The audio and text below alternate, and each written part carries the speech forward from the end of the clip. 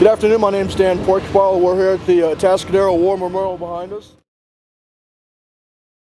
I'm out here with Mark Adams. We're going to talk a little bit back and forth. He's going to introduce himself to you.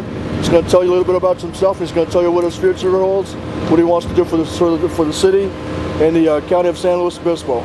Thank you for coming out, Mark. Dan, it's a pleasure meeting you, and I want to thank you and Adam for coming out here to Atascadero, to the War Memorial.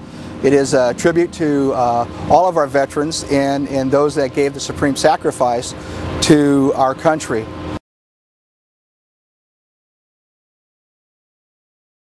Deputy Mark Adams, I've been a deputy sheriff for 22 years, and I'm running for the office of sheriff.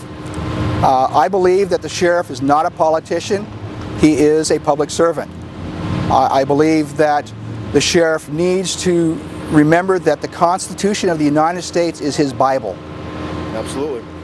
You're not being heard. How would you encourage and allow under the First Amendment rights to allow the Tea Partiers to continue to voice their opinions and have their movement grow? Okay.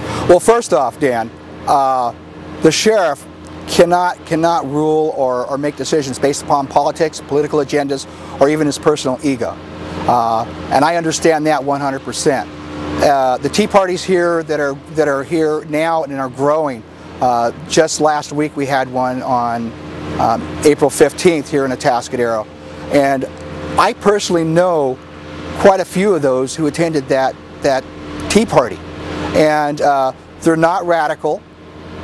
They're not dangerous. There are people who are genuinely concerned with what's going on, not only at the federal level, but also at the state and at the county and the local level. Absolutely. And as the sheriff, it's my duty to ensure that they are protected and that they have their First Amendment rights to go out there and to protest and to talk about what they believe is wrong within our government. Talk to me about Second Amendment. We have...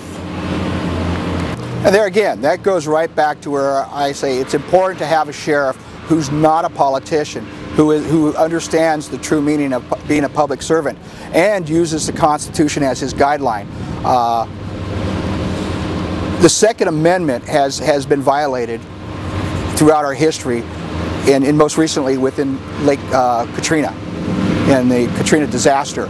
I would never have in my wildest imagination thought that I would see the police departments, law enforcement, and military go in and take firearms from citizens. I mean, you don't think that would happen. Well, it did. And the sheriff is the last line of defense for the citizens of his county. He needs to understand that, and you're right. It's a tremendous responsibility to have to stand up to whether it's the federal government or the state government and say, no, you're not going to violate my citizens' rights. But it's a task that you've got to be willing to take on, and I will take that on. Conceal and carry. Talk to me about that. So I'm all for concealed weapons permits, and unlike my opponents, you are going to get a concealed weapons permit if you come to my office and you say I want one. The same standards as my deputies.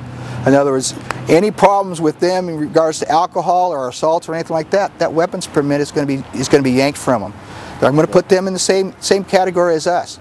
And they're going to have to take a little bit of additional training, because I want them to understand that when they have to use their weapon and use deadly force on somebody, they're going to probably have to turn around and try to save that person's life.